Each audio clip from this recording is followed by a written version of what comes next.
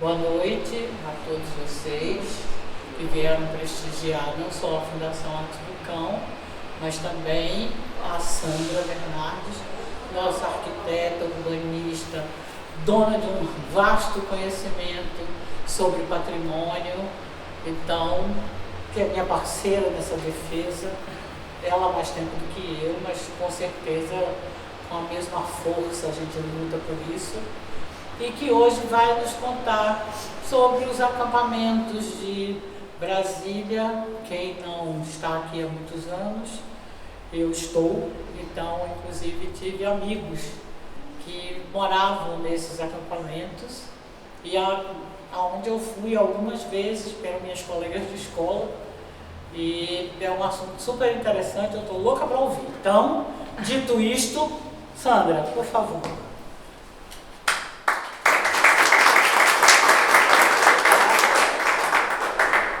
Obrigada, Valéria. Valéria é sempre muito gentil. Ah, nossa, esqueci desse negócio. Então, eu sempre fico muito feliz com o convite, acho muito legal estar aqui com vocês, gosto muito do trabalho de vocês, apoio e estou sempre à disposição, viu? Muito obrigada. Muito obrigada, nós também temos o maior prazer em receber você aqui, sempre. Obrigada. Obrigada. Boa noite para vocês. Então, primeiro, gente, eu gostaria de... A voz? Primeiro eu gostaria de explicar por que eu escolhi esse tema, né? Então, a Fundação Arte do Cão me fez esse convite, me deu a liberdade de escolher um tema. E eu escolhi os acampamentos pioneiros do Distrito Federal. Por quê? Porque eu acho de extrema importância a preservação desse patrimônio e a divulgação desse patrimônio, e pouca gente conhece, né? Então, hoje mesmo eu conversando na minha aula lá de Pilates, as pessoas já foram no Museu do Catete, no Rio de Janeiro, mas não conhecem o Catetinho aqui, né? E eu dei o exemplo mais conhecido e mais simples, né? Então, eu acho que esse é um patrimônio muito importante, porque ele conta a história da construção da cidade, e ele faz parte da vida, e fez e faz parte da vida dos operários que construíram essa cidade, né? Então, a gente tem até bens, todos esses bens que eu vou mostrar são, na verdade, remanescentes, é o que sobrou dos acampamentos, né? Porque eles foram descaracterizados, e todos são tombados pelo GDF e alguns são tombados pelo IFAM. Bom, pode passar, Ricardo.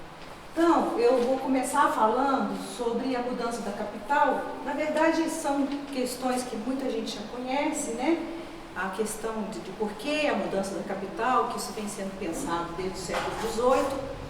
E depois a gente teve a Missão Cruz, que veio fazer uma pesquisa, né, sobre o melhor sítio para receber a cidade.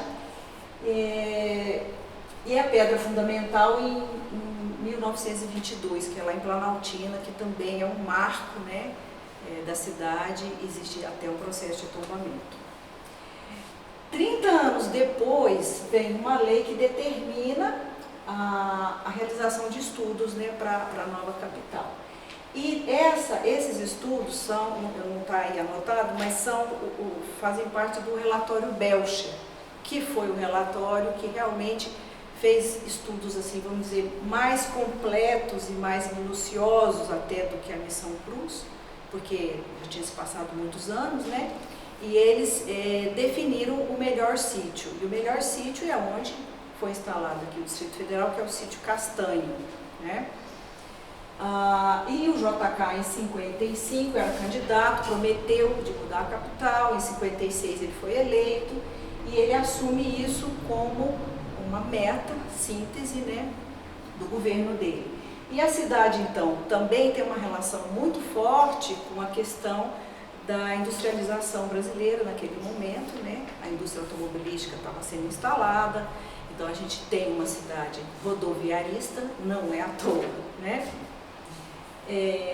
Aí eu pus uma informação que, na verdade, depois é que eu queria falar, que antes da inauguração, Brasília já tinha 130 mil habitantes, né? Porque vieram pessoas de todo o Brasil para a construção da cidade, né? Então tinha um movimento muito grande, né? Era uma efervescência. Pode passar, Ricardo. Bom, então aí eu gosto muito dessas fotos porque mostra, né, as pessoas vindo, né, os trabalhadores aqui no caminhão, e as pessoas que vieram de várias partes do Brasil, elas vieram em busca de um trabalho, uma vida melhor, porque muitos vieram do Nordeste, né? Apesar de ter vindo gente, por exemplo, de Minas, de Goiás também, mas elas vieram com aquele sonho, porque existia um sonho, né, de a cidade da esperança, esse Brasil moderno, né, a minha vida vai mudar, a vida do país vai melhorar, então eles vieram imbuídos disso, né? Pode passar. E com relação à construção da cidade, como é que foi feito no começo? Quer dizer, vinham trabalhadores, operários, geralmente vinham o homem, o pai da família, né? A esposa e os filhos não vinham de cara, eles vieram depois, né? Um tempo depois. E a infraestrutura para a construção, ela era feita por empresas responsáveis pelas obras. Então, eram os acampamentos. Os acampamentos tinham, inclusive, o nome das empresas. Era o acampamento Rabelo, acampamento Pacheco Fernandes, né? Elas tinham o nome das empresas. Então eles eram responsáveis pela implantação dos canteiros de obras, que são toda aquela estrutura que você tem em volta da obra para a construção, e os alojamentos dos operários. E a Nova CAP, ela era responsável pela gestão dos projetos e pela gestão das obras, né? E de algumas obras de infraestrutura também, né? Urbanas. Pode passar, Ricardo. Aqui, o que eram esses acampamentos, né? Os acampamentos, eles eram construções provisórias de madeira. Então, eram construções simples e as construtoras procuravam fazer as casas e o arruamento numa feição muito semelhante de uma cidade tradicional. Então, quando você vai, por exemplo, lá na Vila Planalto, você percebe isso, né? Tem algumas ruas mais tortinhas e tal, mas é aquela relação da casa com o espaço público, com o quintal, né? E casas muito, muito simples. A gente tem, então, implantada a Vila Planalto, a Vila Telebrasília, a Vila Paranoá, Candangolândia, o Saturnino Brito e Cidade Livre. Saturnino Brito não existe mais, era um acampamento que ficava na beira do Lago Sul aqui. Pode passar, Ricardo.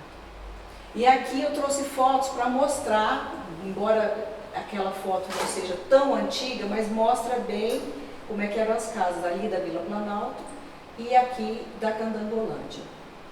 Pode passar. E a gente tinha também a Cidade Livre, que era o núcleo Bandeirante, que foi uma cidade implantada como um entreposto comercial. Então, o objetivo dela era vendas de materiais, tanto alimentícios, materiais de construção, todo o comércio de Brasília, naquele tempo, era na Cidade Livre. E tem esse nome porque ela era livre de impostos. Então, no começo, eram só instalações comerciais, não existiam casas. Depois, eles permitiram, com o passar do tempo, que os comerciantes e os vendedores pudessem morar lá. Então começaram a construir casas também, mas todas são em madeira. Vocês podem observar aí essa foto aérea aí, ó, são todas em madeira. Pode passar, Ricardo. Bom, aí o que acontece? O acampamento, ele era instalado provisoriamente. Então, depois que terminava a obra, a ideia era, vamos demolir, desconstituir isso aqui, porque era provisório, né? Só que as pessoas que vieram, elas não tiveram intenção de ir embora. Elas gostaram daqui, queriam ficar, queriam viver a sua vida aqui também. E como qualquer outro brasileiro, eles também tinham esse direito, né? Então, eles permaneceram nesses acampamentos. Alguns voltaram para suas cidades de origem, porque, inclusive, logo depois do governo Juscelino, houve uma crise muito grande. Então, não tinha emprego. Nem aqui em Brasília não tinha emprego no começo. Então eles voltaram para a terra de origem, mas voltaram de novo, porque lá também não tinha como sobreviver, né?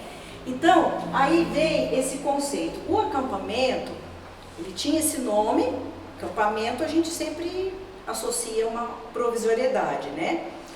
Mas o governo chamava de invasão. Por quê? Porque aquele espaço não pertencia àqueles moradores, né? Que eram os operários. Então, o governo chamava de invasão. E aí, por isso que eu coloquei invasão ou resistência.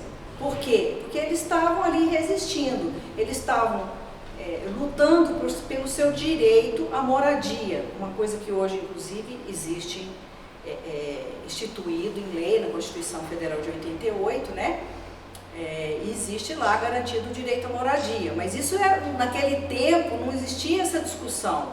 E esses operários, eles falavam o que eles estavam sentindo, né? Eu preciso de um lugar para morar, eu quero ficar aqui. Então eles resistiram.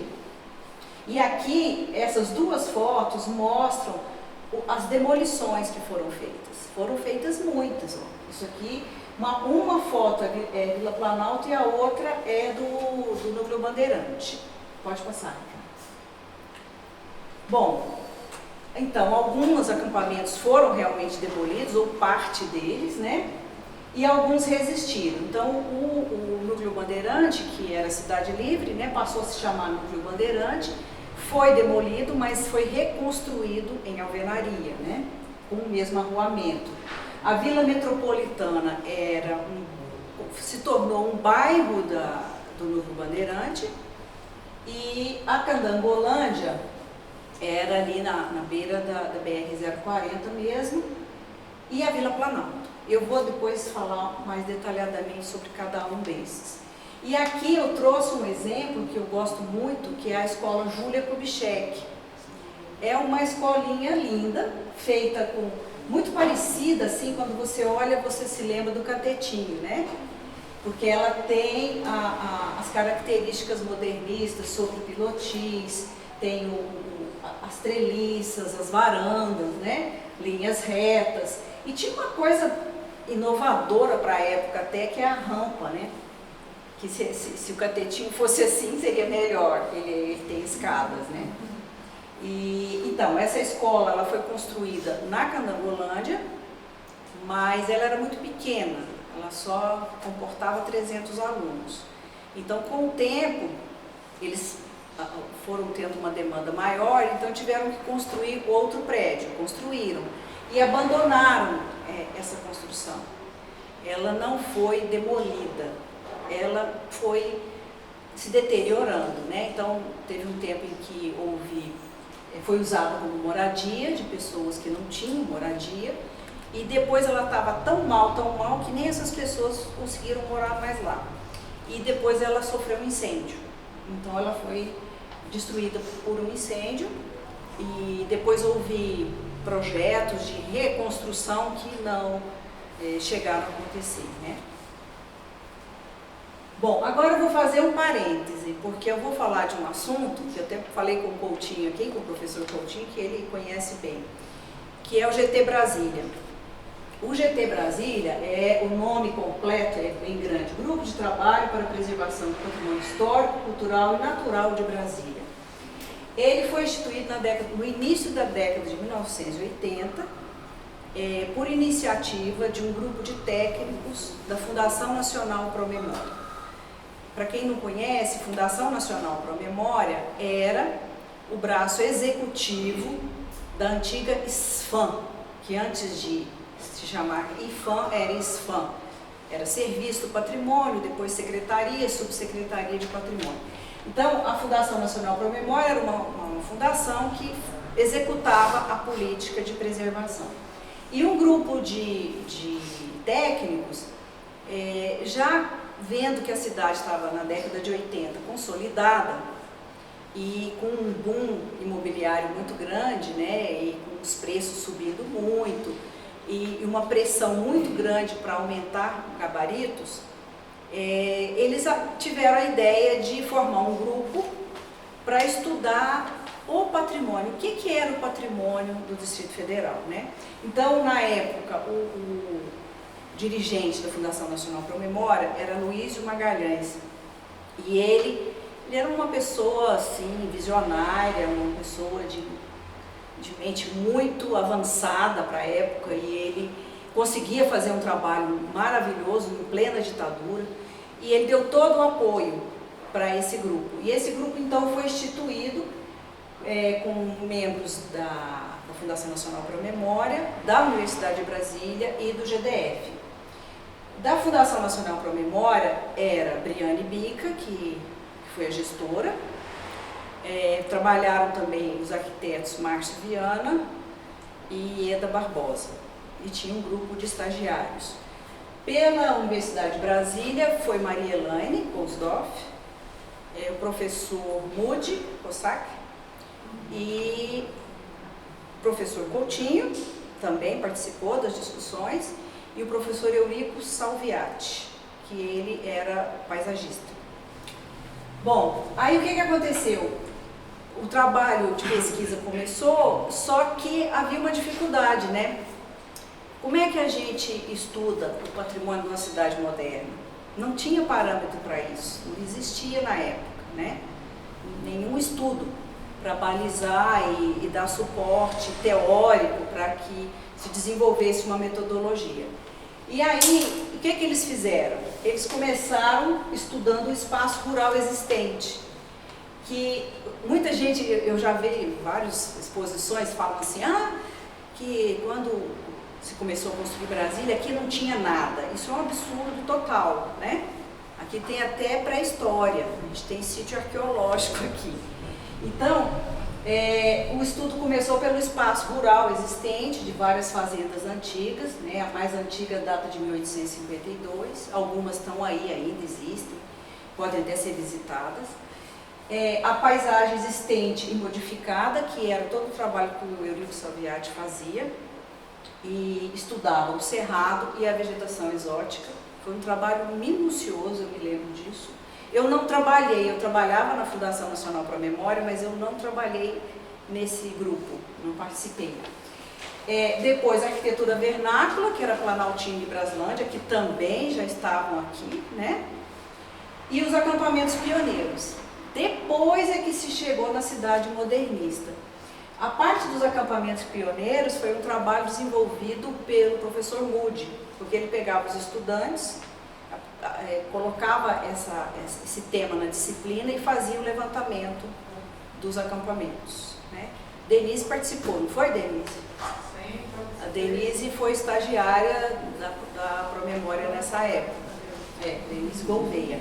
E a gente tem vários colegas que participaram também. E aí eu coloquei essa frase do Aloysio Magalhães, que eu gosto muito, porque eu acho que eu concordo em tudo que está dito aí. Brasília representa ao mesmo tempo um passado e um futuro.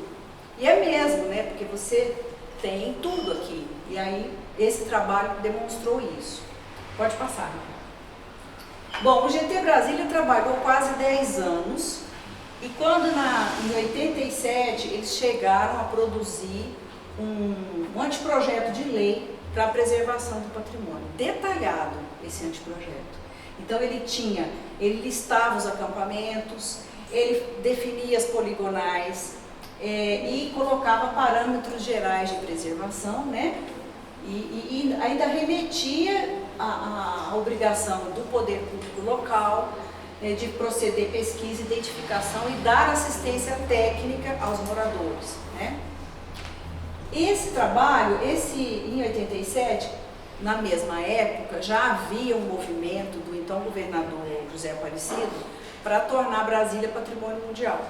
Então, ele articulou tudo isso, ele era o governador. E foi preparado um dossiê para o Comitê do Patrimônio Mundial da Unesco, que é todo baseado no trabalho do GT Brasília. Então eu gosto de falar isso porque é muito importante esse trabalho do GT. Porque se não fosse ele, talvez a gente não tivesse conseguido o título. Porque na época a gente tinha duas cidades com poder também de conseguir, que era Le Havre na França e Canberra na Austrália. E Brasília se candidatou ao mesmo tempo e ganhou, saiu na frente. Por quê? Porque o trabalho do GT Brasília, ele tinha muito conteúdo, ele era minucioso, eles fizeram, foram anos de trabalho, né? E eles desenvolveram metodologia de como trabalhar num espaço moderno. Eu não vou falar sobre isso hoje, mas eu quis só evidenciar isso, porque o GT Brasília tem uma relação muito forte e próxima da questão da preservação dos acampamentos, né? Bom, em 89 eles fazem um novo documento, esse mesmo grupo, né, que é um novo projeto que define uma política de preservação e que inclusive definia um fundo de preservação, definia que tinha que se criar uma instituição para fazer esse trabalho, né, porque na época não existia, na época você tinha só a Secretaria de Educação e Cultura, né?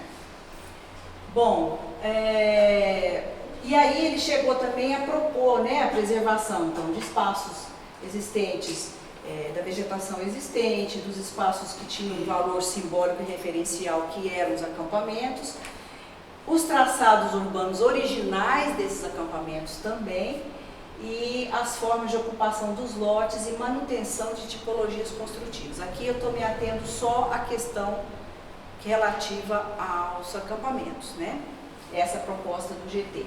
Mas o que acontece? Assim que a cidade, em 87, ela se candidata, a Unesco exige uma legislação do país que está se candidatando. Então, o país tem que provar que vai preservar essa cidade, né? E aí esse anteprojeto, na mesma época, estava pronto, foi apresentado, só que ele foi preterido na época. Por quê? Porque ele abrangia todo o Distrito Federal e todo o patrimônio, ele não abrangia só o patrimônio moderno, que era o plano piloto, né? Então, foi feita uma outra legislação pelo Ítalo Campo Fiorito e essa foi abandonada. Mas existia aquele compromisso, por isso que eles retomaram e fizeram uma nova proposta em 89. Mas assim que a cidade, em seguida, outubro, né? Acho que foi outubro, outubro foi o decreto 10.829, que é o decreto do GDF que tomba Brasília. Em dezembro, o comitê, então, aprova, né? O Brasília entra para a lista de patrimônio mundial e em seguida se abre um processo de tombamento rapidamente federal, no final de 89, e em março de 1990 Brasília é tombada pelo IPHAN. Aí a partir desse momento, o que acontece? Esse grupo se desfez, ele não existia mais, né? Então você tem uma atribuição, passou uma parte para o GDF e a outra parte para o IPHAN, aí na época a superintendência que cuidava de todo o Centro-Oeste, inclusive Brasília. Foi isso. Pode passar. Bom, aí aqui eu vou falar, eu coloquei primeiro o catetinho porque ele foi o primeiro a ser construído e o primeiro a ser tombado também, né? Então, o catetinho é um projeto do Oscar Niemeyer. Ele foi construído em 10 dias e ele foi presente dos amigos do presidente. Não tem dinheiro público nessa construção. Então foram amigos dele, acho que eu não me lembro os nomes, inclusive tem um que é o Juca Chaves, pai de um amigo meu, Luiz Otávio Chaves, que é arquiteto aqui de Brasília. E aí o próprio Juscelino Kubitschek pede o tombamento do catetinho em 59 e ele é tombado em 91 pelo GDF, né? Ao mesmo tempo, pode passar, Ricardo, o próprio presidente pede para se construir outro prédio, porque aquele era muito pequeno.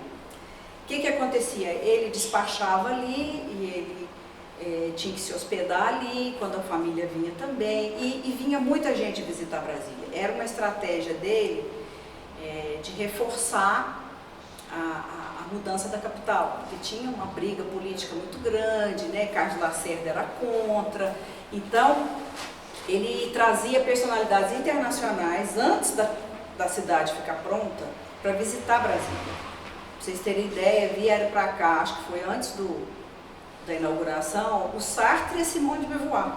Então, ele pediu para construir esse outro pavilhão aqui para hospedar as pessoas. Então, ele é bem maior do que aquele e a localização dele era no fundo, em direção ao bosque. Depois, ele foi desmontado, e isso aqui não era tombado, só o outro. Ele foi todo desmontado em 1980 e foi vendido para um particular. Ele disse que ia montar lá na fazenda dele, na chácara, e aí a gente não tem mais notícia, né? E aí chamava Catetão. É meio feio o nome, mas enfim, era esse o nome. Ele é mais bonito. E o Catetinho é uma referência ao Palácio do Catete no Rio, né? Pode passar, Ricardo. Aqui é o primeiro hospital, o HJKO, o primeiro hospital de Brasília, que aqui no fundo ficava o hospital e as casas da Alameda eram as casas de residência dos médicos.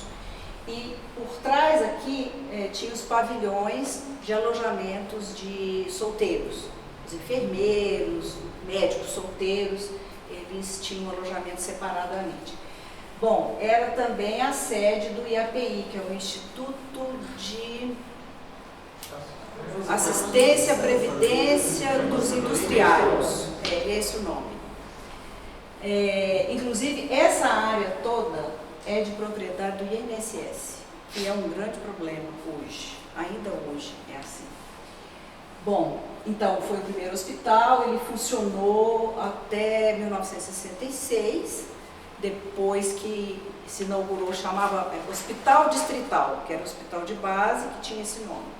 Aí ele passou a ser um posto de saúde que atendia o Núcleo Bandeirante, em 73 foi desativado. Pode passar. Aqui é umas fotos do museu depois da obra de restauração, revitalização e adaptação, na verdade, né? Porque cada casa dessa foi restaurada e adaptada e os espaços do museu também. Aqui a gente tem, inclusive, acréscimos, né? Parte que não existia, que é por trás do prédio principal, que era o hospital. Pode passar. Bom, aí o que acontece? Assim que em 73 ele é desativado, ele foi ocupado por pessoas que não tinham moradia. É a mesma coisa que aconteceu lá com a escola Júlia Kubitschek, né? Então ele foi ocupado e essas pessoas ficaram morando aí. E em 83 havia uma definição judicial, eu acho, para demolição. E aí a população entra com uma ação popular contra a demolição e consegue uma aprovação judicial de não demolição. E eles também solicitam o tombamento, tanto do GDF quanto do IPHAN. Por parte do IPHAN foi a primeira solicitação de tombamento vinda da população, pelo menos aqui no DF, né? Em 85, o GDF tomba e aí começam as obras de restauração, né? Aí é criado o DEFA, que é o Departamento de Patrimônio Histórico do Distrito Federal, e os técnicos do DEFA é que ficam à frente dessas obras, do projeto e das obras, né? E aí passou a ser sede tanto do Museu Vivo da Memória Candanga e do DEFA. E eles montaram uma exposição muito interessante, que até pouco tempo estava lá, né? Poeira, Lona e Concreto, que é uma exposição permanente. Essa exposição mostra, ela tem objetos tanto do próprio hospital quanto do antigo Brasília Palace, que foi o primeiro hotel de Brasília. E eles têm lá um acervo muito grande do Brasília Palace, de mobiliário, de objetos. É um acervo que precisa ser restaurado, né?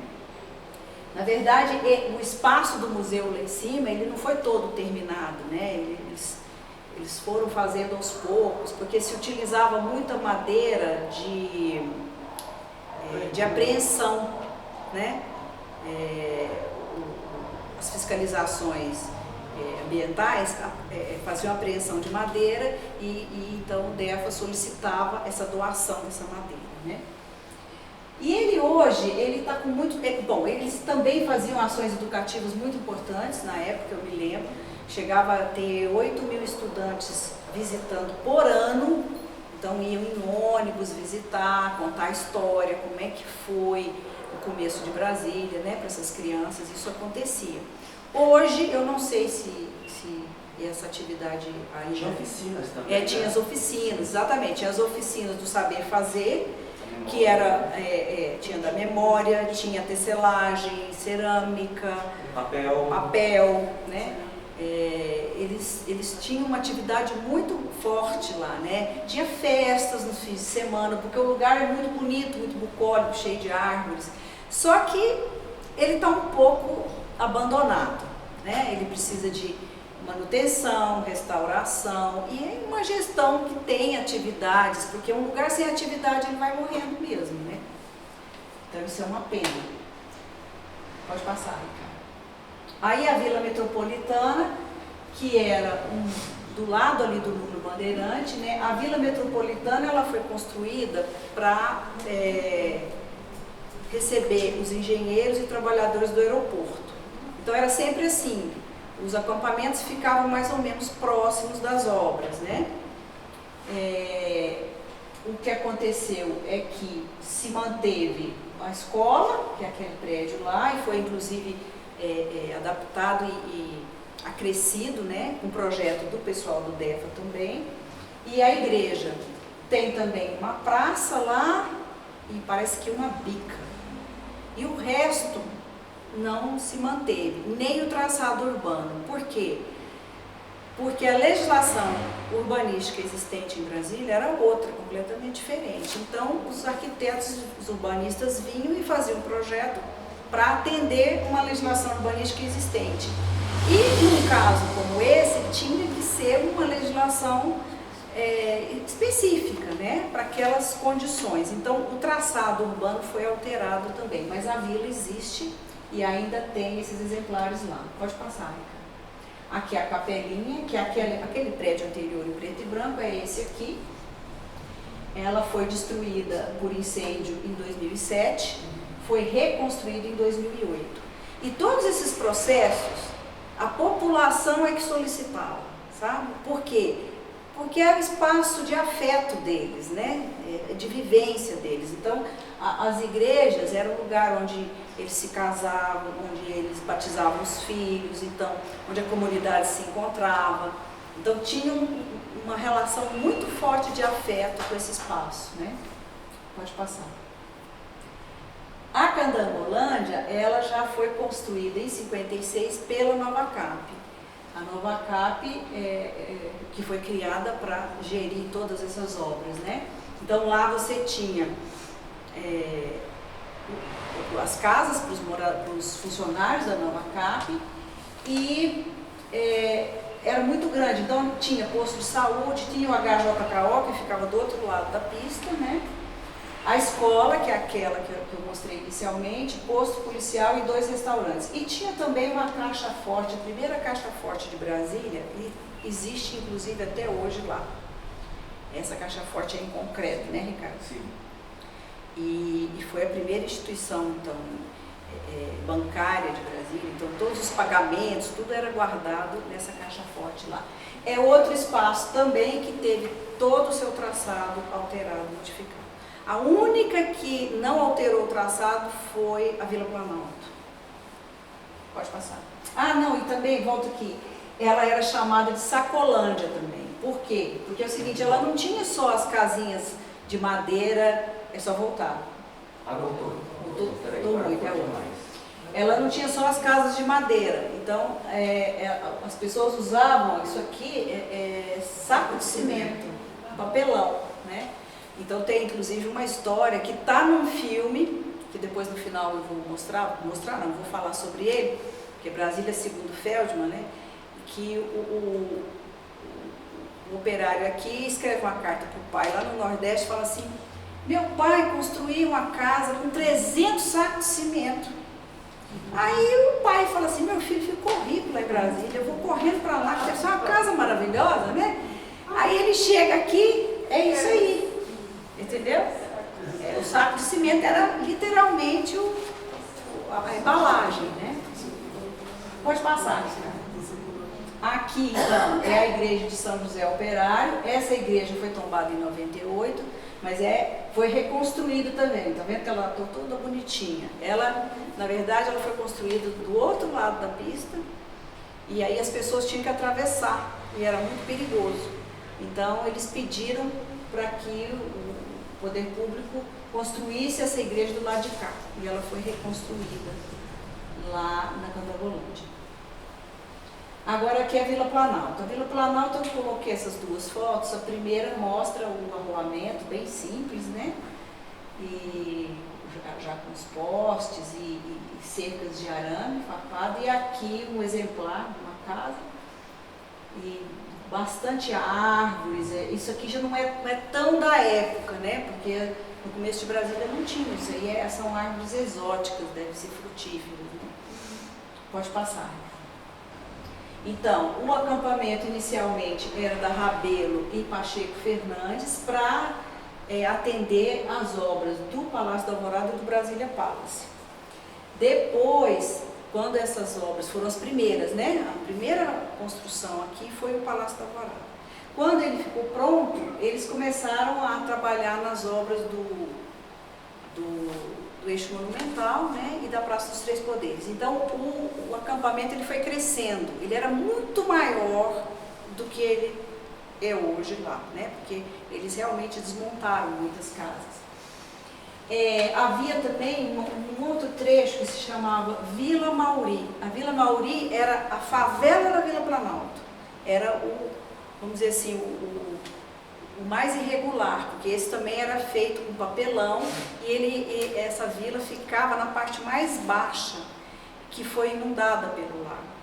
E as pessoas não queriam sair, porque elas não tinham lugar para ir. Então a água foi subindo, porque a ordem era deixar, né, porque a barragem estava pronta e tinha que se formar o lago. E aí foi subindo, subindo. Eu outro dia entrei no site do Arquivo Público. Tem uns filmes lá interessantes, e tem um filme que é submerso. E aí mostra, tem até brinquedo de criança, pedaço de madeira, pedaço do que foram as casas, né? Quando o lago desce muito, o povo acha boca, panela. Exatamente, é tudo de lá, porque não deu tempo. As pessoas saíram correndo para salvar a vida, porque o negócio foi subindo, subindo, não deu tempo de tirar tudo, né? Então é a Vila Mauri. E a Vila Planalto teve um movimento muito forte por parte dos moradores pela fixação e pela preservação. Foi a primeira vez que se articulou os dois temas, né? O direito à moradia e o direito ao patrimônio, à cultura. Então eles perceberam que isso era importante, né, para eles, e que era um bom argumento também. Eu sinto assim que não era oportunismo, era uma coisa de sentimento mesmo, eles queriam preservar aquele espaço, né? E aí houve o tombamento em 1988 por parte do GDF. A vila não é tombada pelo IPHAN enquanto, vamos dizer assim, um bairro, né, individualmente, ela está inserida num conjunto todo que é tombado. E a partir da década de 90 começa a descaracterização. Por quê? Porque foi aquilo que eu falei lá no início, o GT não existia mais. E aí eu queria ler aqui um trechinho do depoimento, porque eu fiz a minha dissertação de mestrado sobre esse tema, né? Brasília. E uma das arquitetas que eu entrevistei, que é a Ieda Barbosa, ela fala do processo participativo que havia na época com a população, os moradores. Era um processo riquíssimo. E aí ela diz o seguinte, ó: a população na Vila Planalto era tão capacitada quanto qualquer arquiteto para pegar uma caneta e desenhar.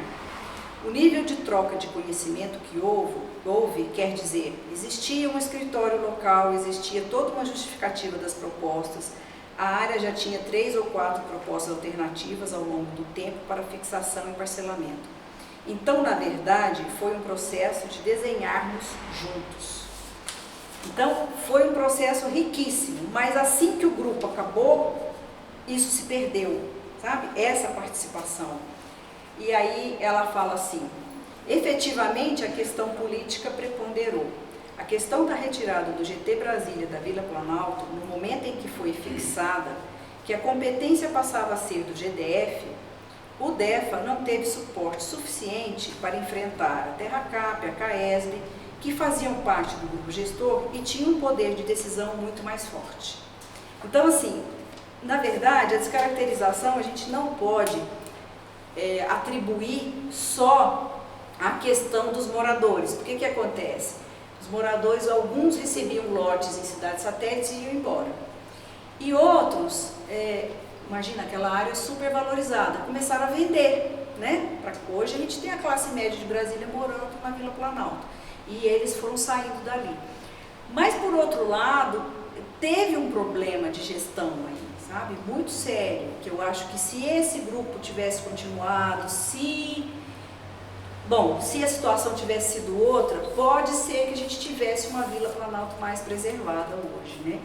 Então, eu tive pouco tempo lá, eu vi 2 casas antigas, das originais de madeira, e a própria igreja também sofreu um incêndio, né? Pode passar. Então, aí a igreja hoje, que foi reconstruída também, né? Pode passar.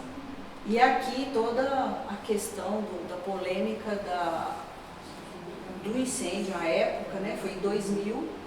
E também os moradores, de novo, foi o movimento dos moradores que pressionou muito, né, o poder público à época para a reconstrução da igreja. Então, em 2006 começam as obras de reconstrução, com projeto aí do pessoal do DEFA também, e acompanhamento deles, e em 2007 a inauguração da igreja. Hoje a gente tem lá um conjunto que se chama Fazendinha, né, que é de 57, tem umas 5 casas lá, em precaríssimo estado de conservação, quase caindo, porque se você não faz manutenção, cai, né? Não tem outro jeito. E o espaço urbano, ele começou a ser descaracterizado também, porque acontece hoje na vila, o que acontece? Você tinha um lote grande, com um quintal grande, vegetação, árvores frutíferas. As pessoas foram parcelando esses lotes, um lote para 2, 3, 4. Então as casas, a densidade aumentou muito e as pessoas começaram a ocupar espaço público. Tem lugar na Vila Planalto que você tem uma calçada de 1 metro. Então o espaço público ficou todo descaracterizado também, o que é uma pena, né? Pode passar. A outra vila é a Paranoá. A Vila Paranoá foi construída em função da construção da barragem, né, do Paranoá. Ela ficava logo depois da ponte, naquele alto ali. Tinha uma vista linda, linda, linda de Brasília. E ela, em 60 já terminaram as obras, mas a população permaneceu. Então é sempre isso, a resistência da população de não se mudar dali, né? E só que o que acontece? De 800 casas e cerca de 3 mil moradores, isso foi aumentando, aumentando, aumentando. Eu, quando conheci a Vila Paranoá, ela tinha toda a característica de uma favela, com exceção da igreja. Era uma favela. Por quê? Porque era um espaço muito pequeno para muita gente, era tudo muito precário, sabe? E eu me lembro que na faculdade a gente fazia trabalhos, né, na Vila Paranoá, eu fui lá visitar várias vezes. E também, mais uma vez, resistência e luta dos moradores para a fixação da vila. Só que eles não conseguiram a fixação naquele local, eles conseguiram um lote próximo dali, um pouco mais à frente, e o local se transformou no Parque Ecológico Vivencial, e onde está a igreja hoje, né?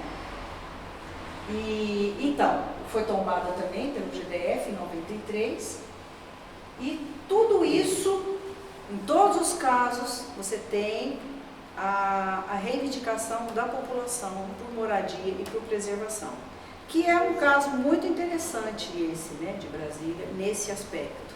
Pode passar.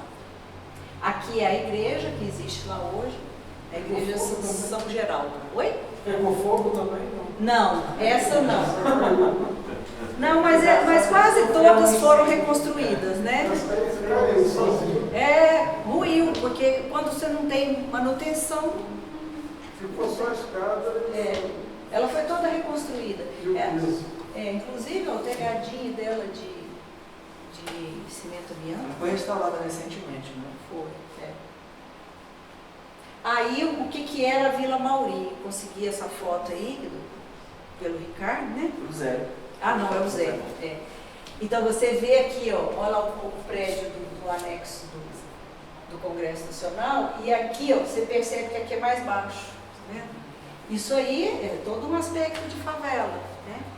Mas por quê? Porque as pessoas não tinham condição e iam construindo como dava para ter um lugar precário que fosse para viver, né? Bom, aí eu coloquei as referências bibliográficas, mas antes disso eu queria falar umas coisas aqui que eu anotei aqui, que é o seguinte. Para mim, a gente tem dois grandes desafios com relação aos acampamentos, né? Porque para preservar, a gente tem que ter ação de restauração, conservação e manutenção. E a gente percebe o seguinte, com exceção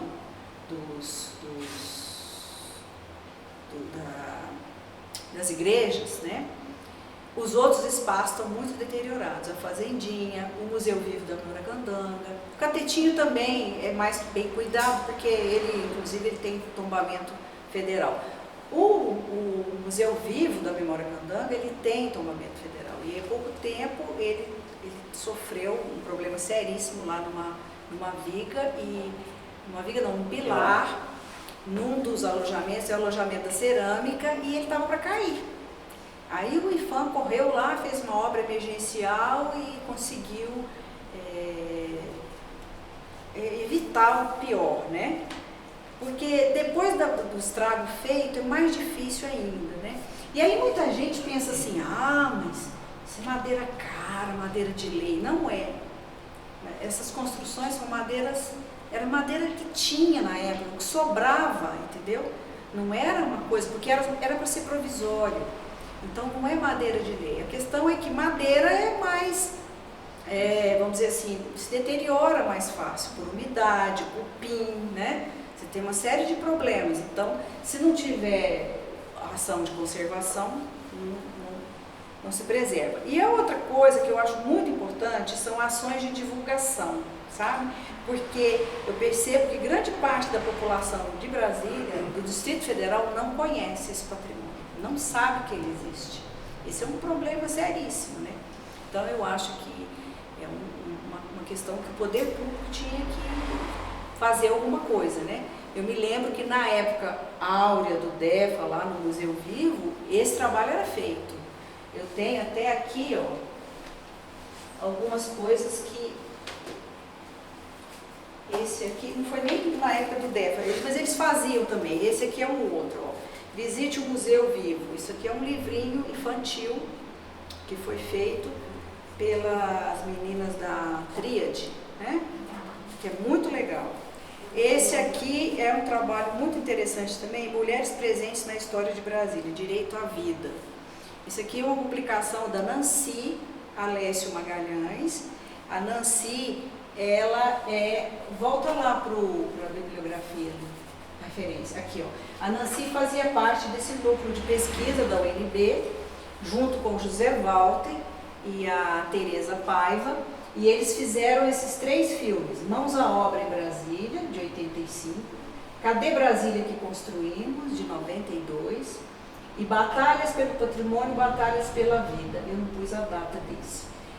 Então, eles trabalhavam com a memória oral dessas populações. Então, eles fizeram um vídeo maravilhoso sobre a Vila Planalto, fizeram um sobre a Vila Paranoá, e o José Walter, na tese de doutorado dele, fez do Núcleo Bandeirante.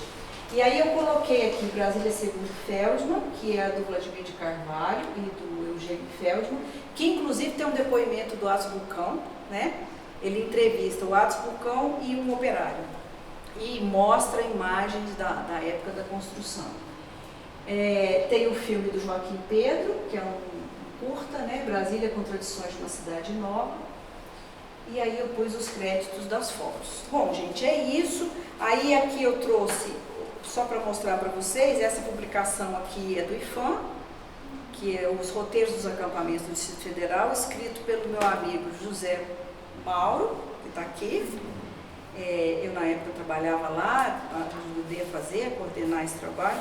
E aqui um outro trabalho que a gente publicou, o relatório do GT Brasília, porque era um relatório que tinha uma brochura lá e a gente resolveu fazer essa publicação, e inclusive com a mesa redonda com os membros, né, e quem participou, e foi interessante porque aí eles contam toda a história. Eu acho que isso aqui é uma coisa que faz parte da história do estudo da preservação do Distrito Federal, e é importante a gente ter isso documentado, né? Bom, é isso, e eu estou à disposição para, se vocês tiverem alguma coisa para perguntar ou acrescentar, né? O Coutinho deve ter para acrescentar, né, Coutinho? Completo. Eu só lembraria, Sandra, que a Vila Planalto, que é a reunião de 5 acampamentos, né? Ela tem um conjunto muito importante que é tombado individualmente, que é a Fazendinha. Sim. Que já foi a residência de um ministro da Fazenda, né, que, como era chamado Ministério da Economia, era o Ministério da Fazenda. Então o ministro Reis Veloso adotou a casa como moradia e por isso recebeu o apelido de Fazendinha, né, que era a sede do Ministério da Fazenda. Né? Falei que sabia. Não, só para lembrar, você sabe disso. Bom demais. E outra coisa que eu acho também importante mencionar são as histórias, algumas trágicas, que tiveram como cenário a Vila Planalto, como o famoso massacre da Pacheco Fernandes, que está documentado num filme do Vladimir. É um outro que eu não coloquei, é Conterrâneos Velhos de Guerra. Conterrâneos Velhos de Guerra, exatamente. Onde há um depoimento de uma pessoa que diz que os corpos foram retirados em caminhões e levados não se sabe para onde. Agora, é aquela história, né, de que essa versão foi crescendo e se tornou exagerada. Então há pessoas que negam isso, né, que não houve tantos mortos assim, foi apenas um incidente, como era comum em diversos acampamentos. Eu lembro de um livro que antes de Brasília ser inaugurada, um amigo me levou, que chamava SQS 308, que relatava um desses episódios no acampamento em que os operários se revoltavam porque a comida que era servida era deteriorada, diz que tinha bichos dentro da comida. Então criava revoltas nos refeitórios dos acampamentos. E um desses refeitórios, foi da Pacheco Fernandes, na Vila Planalto, ele reclamou a intervenção da famosa Guarda de Brasília, do GEB, né, que era conhecida pela violência, pela truculência, né, que invadiu o refeitório de arma em punho e que houve disparos e que muita gente teria morrido. Outros dizem que não foi tanto, parece que houve uma morte ou duas, etc. Então é uma dessas lendas de Brasília que ficarão para a posteridade, e provavelmente isso nunca irá se esclarecer mais. Mas fica o episódio simbólico, que era a revolta dos operários sujeitos a péssimo trato pelas empreiteiras. As empreiteiras estavam interessadas no lucro da construção, como de resto não há novidade. Né? Sempre foram assim, provavelmente sempre serão. Então, os operários que eram massa de manobra, que chegavam aqui sem família, né, morriam despencando dos prédios, inclusive durante a construção, e que sumiam com os cadáveres para não prejudicar o ânimo dos operários. Quando os operários chegavam lá embaixo, não tinha mais cadáver. Não houve nada, não, então, já tinham porque não havia removido. segurança nenhuma. A gente vê nas fotos, eles não tinham capacete, eles não tinham luva, eles não tinham bota, eles não tinham nada, nenhuma segurança para trabalhar. Imagina fazer aquele prédio de 28 aliás, andares. há um filme também que não se refere a acampamentos, que deve ser citado, que é um filme do Manfredo Calma sobre o Vaqueiro Voador. É o romance do Vaqueiro Voador, baseado num poema do João Bosco. Ele fez um belíssimo filme relatando esse episódio que era frequente, né? Não havia cinto de segurança naquela ocasião, não havia capacete, e esses indivíduos que chegavam como imigrantes atrás de trabalho aqui eram empregados, eram vaqueiros. A sua profissão anterior era vaqueiro no Nordeste, e subiam numa construção para carregar baldes de cimento e de repente despencavam lá de cima. O uso de equipamentos de Eu proteção me lembro. individual, o uso de equipamentos de proteção individual, os chamados EPI, foram instituídos na Engenharia de Segurança do Trabalho tem poucos anos. É muito recente. Sim, é bem recente. Tem provas, boatos, de que na ponte Rio-Niterói tinham corpos nos tubulões. Os tubulões são estruturas de fundação e era feito ar comprimido. Então a pessoa já caía morta por causa da pressão interna, e eles simplesmente concretavam por cima. Porque não iam tirar e mostrar para o resto da população, dos outros operários, o que tinha ocorrido. Então era melhor colocar por baixo do pano ou do concreto e continuar, vida que segue. Em Brasília foi a mesma coisa. Havia um detalhe que escapa, que é um detalhe técnico, que as estruturas da esplanada foram feitas em aço, né? E que tinham vigas muito estreitas, diferentemente do concreto, que eram vigas mais largas, e os operários caminhavam carregando baldes e material, pilhas de tijolo, se equilibrando naquela viga estreita de aço. Então isso era frequente, de vez em quando despencava um. E eu lembro do Sérgio Bernardes contando, eu assisti numa palestra dele, que ele veio visitar Brasília e ele ficava impressionado. Por que não usam cinto de segurança? E que os vaqueiros do Nordeste que se recusavam a usar cinto de segurança, porque era um detalhe feminino isso, cinto de segurança. Então, para mostrar que eram machões, né, se equilibrar, preferiam se equilibrar. Isso o Sérgio Bernardes contou. Se não é velho, é Bene Trovato, né? Porque o Sérgio Bernardes era um pouco exagerado também, né? Tem uma fotografia muito famosa, inclusive não era obrigado a ter EPI aqui antigamente, e também no exterior. Na construção do Empire State Building tem uma foto muito famosa, que eu acho que é brunch nas alturas. E tem 3 operários almoçando, assim, a 100 e poucos metros de altura, uma coisa Sentados absurda. nas vigas, né? Sim, sentados nas vigas. Uma foto muito famosa. Um absurdo. Não, e tinha também, acho que uma tribo, eles eram contratados para isso, porque eles tinham uma facilidade de andar. E eles é que faziam, corriam e faziam, porque você tinha que grampear, né, com aqueles pinos, Rebite. né? Rebite. E com a solda, né, com o negócio de brasas, né?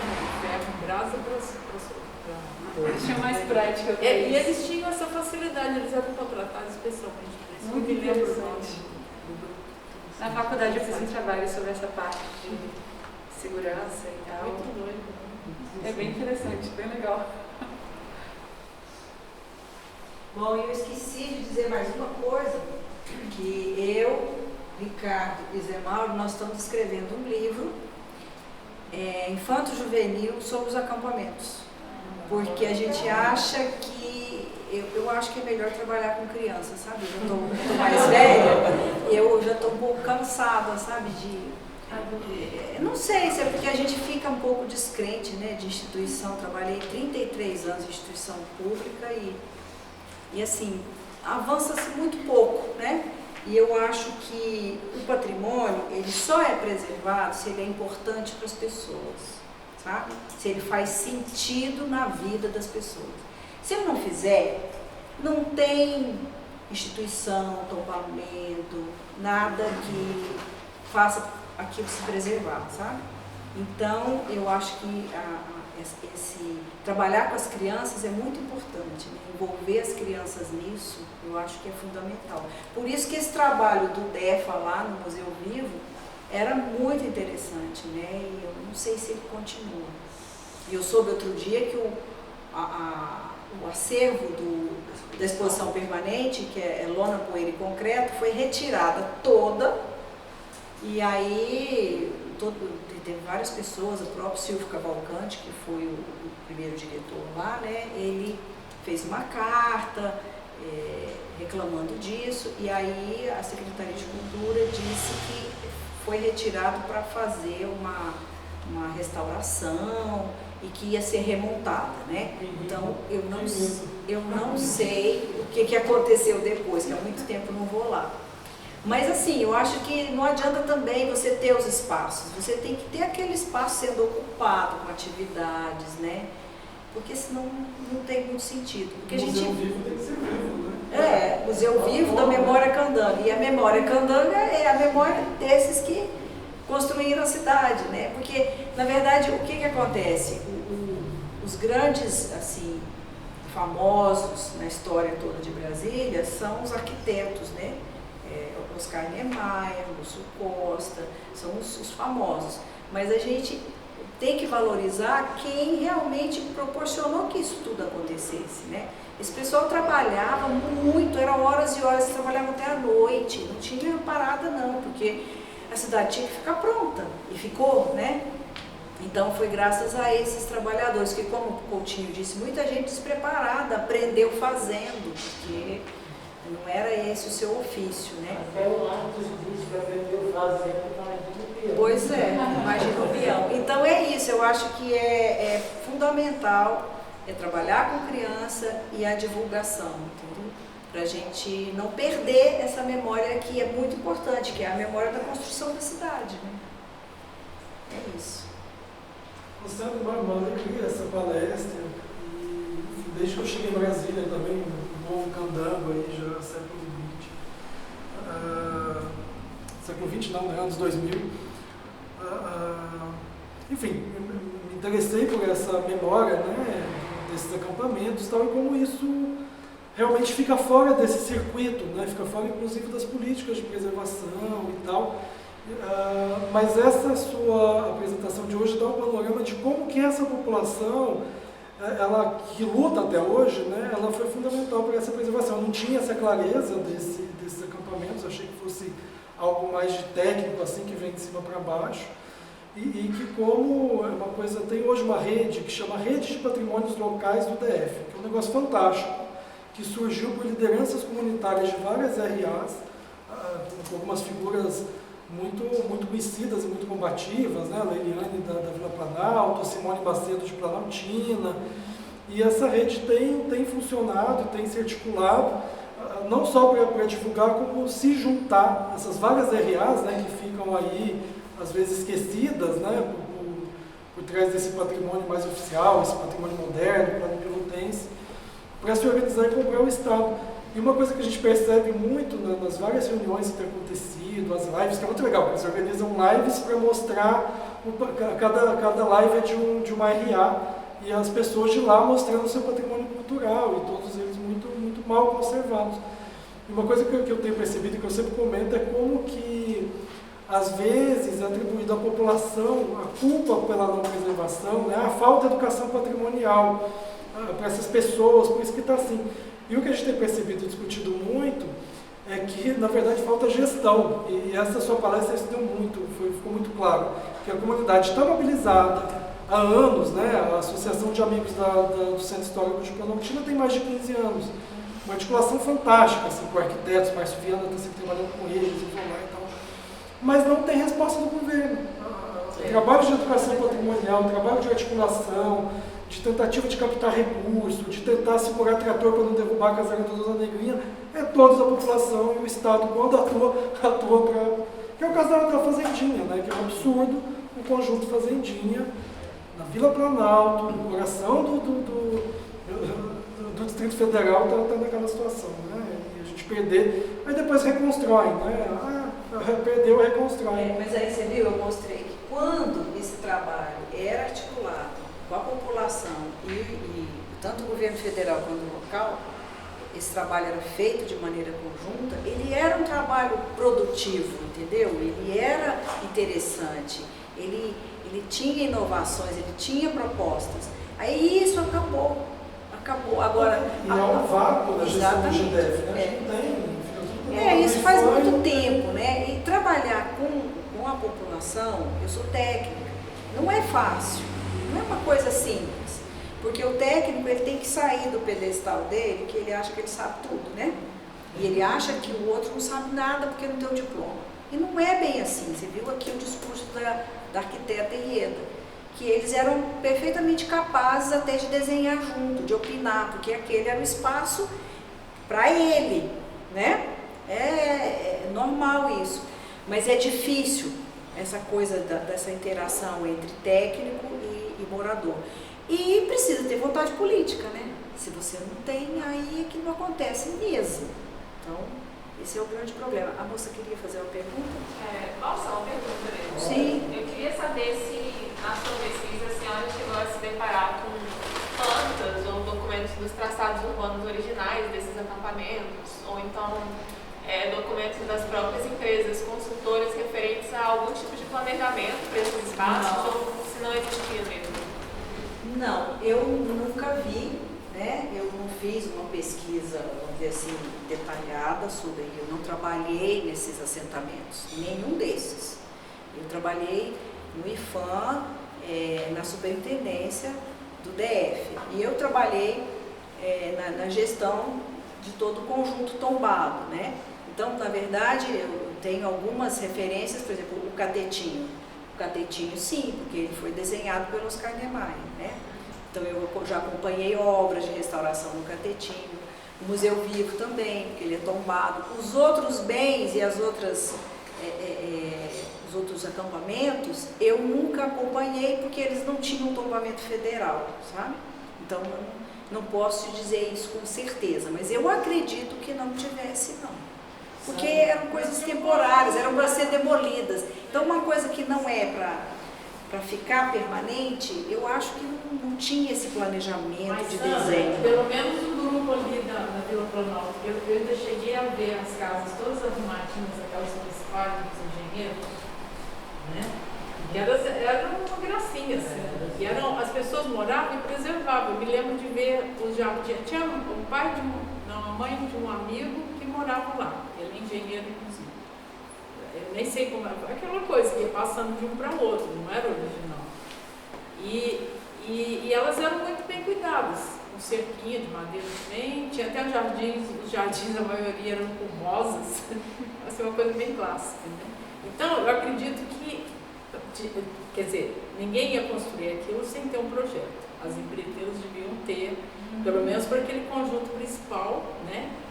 Sim, mas eu o resto, eu acho traçado urbano, eu acho que não tinha. Não, eu acho que não também. Não tinha. Devia ter um dia só. Um edifício. Nem projeto do GTB, não tem. Que na verdade era um canteiro de obras. O canteiro E acho de que à obras medida que você faz chegando- um croquis, locação muito ligeira, e esse material se perde. Eu me lembro que eu morei, quando eu vim para Brasília, eu tinha um tio que morou lá, que já era assim. Eu não sei de onde veio, porque ele não era operário, não morou lá. Foi morar lá alguém morou, saiu. Era uma coisa que muito mal planejada, era uma casa de madeira, de tábuas de madeira grosseira, mas era grande, assim, sabe? E ele, que morou lá, ele recebeu provavelmente vinha num cadastro, né, existente, que ele ganhou uma casa quer dizer, foi trocado, né? Ele deixou a Vila Planalto em troca de uma casa no Guará. Sim, eles faziam isso. E ele não era um original, ele não era um original da vila, né? A Vila Planalto ainda teve outro problema que ajudou a descaracterizar muito. Foi o seguinte, depois que foi fixada a população, que tinha se delimitado a área poligonal máxima dela, né?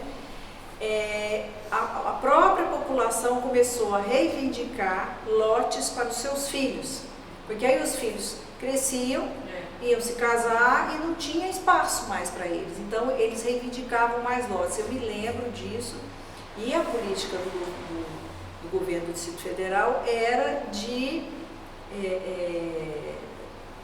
atender a esses pedidos, né? Então existia uma pressão muito forte junto aos órgãos de preservação, porque se você começa a ceder, aquilo vai ampliando e vai até onde, né? E ela tem uma área ali em volta que se chama área de tutela, que é uma área que não pode ser construída. E mais para frente ela ainda tem vamos dizer assim, uma vizinhança com 2 palácios, né? Que é o Jaburu e a Alvorada. Então aquela área hoje ainda tem construções ali que são chácaras, que se você passa, você percebe, elas estão uma cerquinha assim, mas ali tem casas grandes, inclusive, né, que ficam um pouco mimetizadas na paisagem, mas estão lá. E são irregulares, porque o que aconteceu na época da fixação é que foi dado um termo de concessão de uso para os moradores, entendeu? Então lá é uma área que não está regulamentada, regularizada do ponto de vista fundiário.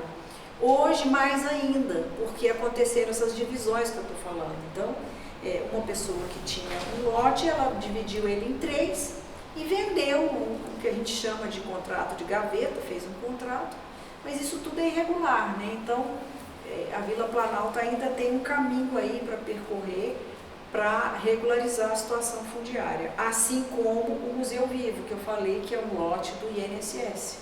Enquanto isso não se resolver, tudo fica complicado, até financiar, fazer financiamentos para obras lá, ou, enfim, é muito complicado. O Centro Histórico de Manotinha é a mesma coisa. A UNB tentou comprar o Casarão de Dona Negrinha e não conseguiu porque é irregular. Irregular. Tem cartório de que Goiás, a irregularidade fundiária no tá Brasil ela é muito maior do que a gente imagina, sabe? Você pode ver, isso é no Brasil todo. Você vai numa cidade que está tudo bonitinho, construído bonitinho, você vai ver, não tem escritura, não tem registro. Isso faz parte da cultura brasileira, inclusive. Isso é um problema sério, a irregularidade fundiária. E isso dificulta tudo, né? É isso que você está falando. Como é que uma universidade vai adquirir um imóvel, compra um imóvel que é irregular? Não tem como. Brasília é a rainha de não ter habites. Porque o doutor Oscar construía e ninguém cobrava habites, não cobrava nada. Então, você ter habites aqui, por exemplo, na W3, se tiver 3 lojas do começo até o fim do W3 que tem habites, você pode começar a aplaudir, porque é um perigo. Não tem, é difícil de você conseguir, porque daí, por exemplo, no caso desse prédio aqui, né? Porque isso é um prédio, né? No caso desse prédio, aí, por exemplo, nós ocupamos esse térreo aqui, e 3 salas aqui em cima dos escritórios. Como é que você faz um habite deste piso se o prédio é inteiro e o prédio não tem habites? De que forma você faz um parcelado? Que eu saiba, não tem condições, né? E aí, como é que funciona sem habites? Também não sei. Então, fica essa questão pendurada no lustre, né? Ou seja, ou pendurada na brocha. O mais difícil de entender é como colocam academias. Academias e igrejas são estruturas que precisam de um reforço estrutural maior. Claro, nos projetos de engenharia civil, por exemplo, a gente tem que calcular para uma carga maior, e eu não sei como, aqui na W3 tem academias em prédios antigos, que foram projetados para moradias ou comércio, E não tem estrutura suficiente, não tem bitola de ferro, não tem... Pode cair. Nossa, é sem lógica. É assustador. Não faz você sentido. consegue varar, né? Se Pra você- funcionar, né? Sem sentido também. Será que existe? Porque se vocês forem treinar, por exemplo, na Smart Fit aqui na 511, o chão treme, o piso treme, porque é muito peso dos aparelhos que o prédio não foi projetado para isso. Uma igreja tem que ser projetada para ser uma igreja. São projetos com o fim daquela... pensando na utilidade que vai ser específica. exatamente, o uso do prédio. Na frente, a gente fica ali Não na faz loja sentido. E de repente passa o ônibus. Treme tudo. Treme tudo. Mas a ponte alta também treme, né? Então a gente sabe que vem tremendo desde 1957. E só Deus sabe quando é que isso vai ser consertado. Eu acho que eu não vou ver. No caso. Acho muito perigoso. O É, uso é. errado de construções projetadas para outro fim. É. Isso é muito perigoso. Pois é, porque aí muda a destinação do lote, Por isso muda a que não destinação, obviamente, do imóvel, né? Então é muito, Brasil é muito perigoso. Para tirar a documentação de forma correta. Nossa, é uma luta. E reforço estrutural para esses prédios antigos, eu não sei se ocorre, porque são prédios muito antigos e as pessoas não querem mexer numa coisa que foi feita quando Brasília nasceu. E é possível sim fazer reforço estrutural num prédio já feito. Os engenheiros que são especialistas, eu já sou da área da engenharia, então eu vou puxar para o meu lado. Os engenheiros que são especialistas em patologias, e eles são tanto especialistas em patologias ou estruturas, dá para fazer um casamento das duas especialidades e fazer reforços estruturais em estruturas muito antigas. A questão também às vezes é o custo, né? E uma certa resistência dos moradores, né? Em custear esse reforço estrutural. Né? É do interesse deles de certa forma. De certa forma é do interesse deles, mas às vezes, por exemplo, para um comerciante que aluga um espaço, ele não está muito interessado no, vamos dizer assim, na inteireza do prédio a longo prazo, né? Ele tem um contrato ali a curto ou médio prazo, né? Se der um problema no prédio ele sai, o problema é do proprietário, né? Então às vezes, não sei, podem ser questões, né? Tem outro ponto também que é interessante, que hoje em dia as estruturas que nós estudamos na engenharia civil são mais esbeltas. Então, se esse prédio fosse construído hoje, para ser uma academia daqui a 30 anos, seria uma coisa um pouco mais difícil. Porque quando foi projetado, os engenheiros antigamente, eles pecavam para mais. Então, por isso, na minha opinião, é só uma opinião, eu acho que se mantém em pé, mesmo sendo uma academia num prédio antigo que não foi projetado para isso. Porque os engenheiros antigamente sempre pecavam para mais. Tanto que, se fosse fazer estruturas hoje, com o mesmo peso de ferragens e alvenaria e cimento, gastaria o triplo para fazer uma coisa que ficaria em pé com menos. Falando de uma forma delicada, eles aplicavam o coeficiente do medo. Sim. E um outro termo. Meus professores O falavam coeficiente isso. do imponderável. Eu não sei o que vai acontecer, vamos calcular esse troço aqui para aguentar qualquer Calculava, coisa. aí falava assim, nossa, só 6 regalhões aqui, achei pouquinho, deixa eu vou colocar colocar mais mais. 2. Aí ele aplicava para mais. Bem interessante. Muito bem. Alguém mais tem alguma pergunta? Alguém mais tem a Só uma acrescentar? curiosidade, a Vila do Paranoá, acho que foi a única, você deve ter isso claro, né? Porque eu me lembro quando eles fizeram o cadastro de todos os moradores da Vila do Paranoá e começaram a planejar, já tinha um planejamento, a nova vila, né, que é a Paranoá, e me parece que é o único mais organizado que se fez e que realmente, eu sei porque a moça que trabalhava lá em casa, eu tinha mudado para São Paulo e ela estava num barraco, quer dizer, já dessas coisas, passadas de fulano, ciclano, né, não era original, operário original. E daí ela foi eu me mudei para São Paulo e ela separou do marido e foi para lá. E ela tinha feito cadastro. Aí eles começaram já a remoção, né? Já passar o lote. E aí ela veio correndo, porque senão ela ia perder. Estava no nome dela. Então, assim, o pedaço que eu me lembro é que foi uma coisa, acho que uma das únicas, né? Porque a Vila Paranó, a vila foi toda. Pois é, que era grande Governal, né? Tinha um projeto urbano, que não era ali, mas era próximo dali, onde todos foram transferidos, não ficou ninguém. Então, ela, nesse sentido, foi a única mesmo. Foi a única. O grande pomar de mangueiras, né? Sim, pode falar. Sandra, uma última pergunta.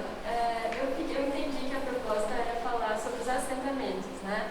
Mas eu fiquei curiosa para saber sobre as primeiras cidades satélites que foram implantadas fora do cinturão. Né? Então, por exemplo, Taguatinga, que é praticamente paralela, né, a esses assentamentos, já que ela foi implantada em 58. Taguatinga de 1958. Pois é, justamente. Então, nesses trabalhos do GT, o que havia lá foi considerado também ou só o que estava dentro do cinturão? Não, eles consideraram o Distrito Federal inteiro e eles estudaram tudo. Então, por exemplo, essa história aí de Taguatinga, como é que foi? Em frente ao Núcleo Bandeirante, do outro lado da pista ali, existia uma ocupação irregular, né? Não era um acampamento, Eram pessoas que não tinham casa, não tinham onde morar e faziam seus barraquinhos ali. E aí veio a fiscalização e falou que eles não poderiam ficar ali. Então houve um movimento, as pessoas se rebelaram, teve um barulho, né, uma reivindicação. E aí isso foi antes da inauguração de Brasília. E aí o que eles conseguiram ganhar lotes em Taguatinga? Quer dizer, a 25 quilômetros da rodoviária. Se começou, então, aí eles foram para lá e lá não tinha nada. Imagina um lugar que não tem nada. Não tem uma construção, não tem água, não tem nada. Então, mas eles foram. Então, Taguatinga começou assim. Tinha até no comecinho, eu me lembro, um bairro em Taguatinga Sul, que tinha umas casinhas antigas de madeira ainda. Que deve ser lá desse tempo antigo, né? Porque na época era o material mais, vamos dizer assim, mais fácil, mais barato para a população de baixa renda para construir, né? Mas as cidades satélites, elas foram previstas desde o edital do concurso, só que era o seguinte, elas iam ser construídas depois que Brasília estivesse toda ocupada com os 500 mil habitantes, que era a previsão. Até hoje ela não tem 500 mil habitantes, para você ter uma ideia.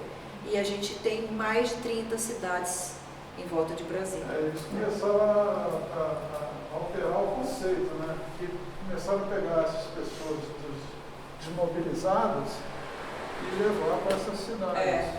Mas é um patrimônio. Eles ofereciam, olha, você quer ficar aqui? Lá eu te dou uma casa, um lote regularizado, com casa, que você pode construir essa casa de alvenaria e tal. E daí muita gente foi.